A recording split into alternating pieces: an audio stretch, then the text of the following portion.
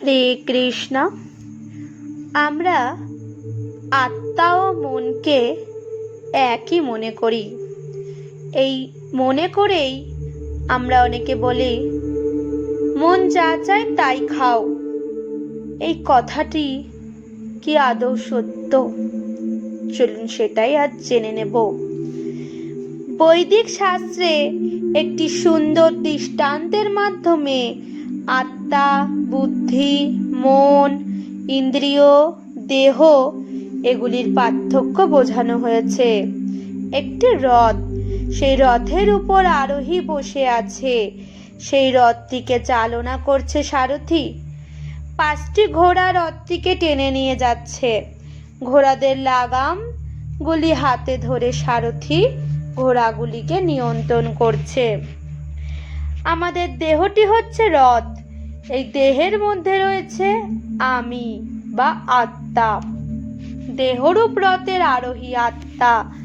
দেহরূপ রথটি চালনা করছে সারথি বুদ্ধি। এই দেহরূপ রথটি 5টি ঘোড়ারূপ ইন্দ্রিয়ের সমন্বিত, অর্থাৎ পঞ্চ জ্ঞানেন্দ্রিয় হচ্ছে চক্ষু, কর্ণ, নাসিকা, জিহ্বা ও ত্বক। বুদ্ধি ঘোড়ারূপ ইন্দ্রিয়গুলিকে লাগামরূপ মন দ্বারা নিয়ন্ত্রণ করছে। মনকে লাগামের সঙ্গে তুলনা করা হয়েছে। বুদ্ধিরূপ সারথি যদি বিকৃত হয়, অর্থাৎ ঠিক না থাকে, তবে সে লাগাম ধরে থাকলেও ঘোড়াগুলিকে নিয়ন্ত্রণ করতে পারবে না। বিবেক বুদ্ধি অনুসারে তেমনি মনটা যদি চলে যাবে, দুর্বার ইন্দ্রিয়গুলিকে সংযত করা সম্ভব হয়। স্বভাব চঞ্চল ঘোড়াগুলি জাগতিক উদ্দীপনায় যথেচ্ছাচার করতে পারে। সারথি বিকারগ্রস্ত হয় এবং আরোহী আতঙ্কিতভাবে অসহায় বোধ করতে থাকে। আমাদের চক্ষু, কর্ণ, নাসিকা, জিহ্বা ও ত্বক যথাক্রমে জড়জাগতিক রূপ, রস, গন্ধ, শব্দ, স্পর্শ, সুখ ভোগের দিকে দুর্বারিতভাবে ধাবিত হলে ভজন সাধনের উপযুক্ত শ্রেষ্ঠ দুর্লভ নরদেহটি অকালে নষ্ট হওয়ার উপক্রম হয়। মোহগ্রস্ত বুদ্ধিভ্রষ্ট জীবন খুবই বিপজ্জনক। শেষে হতাশাচ্ছন্ন জীব জন্ম মৃত্যুর ভব সংসারে তিতাব দুঃখে জর্জরিত হয়। শ্রীমদ্ ভগবদ গীতায় ভগবান শ্রীকৃষ্ণ বলেছেন, মনই আত্মার বন্ধু, আবার মনই আত্মার শত্রু। নিয়ন্ত্রিত মন বন্ধু, অনিয়ন্ত্রিত মন শত্রু। ভগবান শ্রীমদ্ গীতায় আরো বলেছেন, উদ্ধরেদাত্মানাত্মং নাত্মানো নববসাদয় এত আত্মাইব হাত্যান বন্ধুরাত্মৈব রিপুরাত্মন।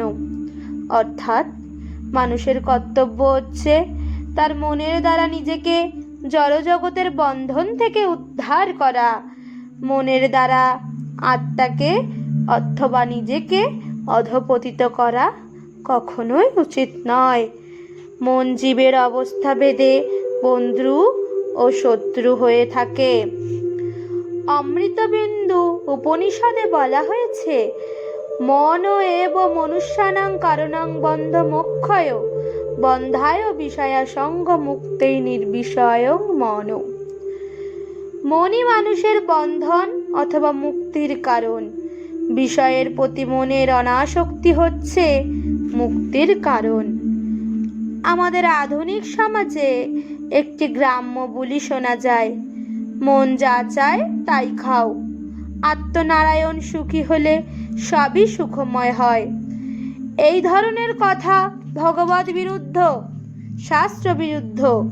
নাস্তিক বিষয় ভোগ লোলুপদের মন গড়া বুলি মাত্র।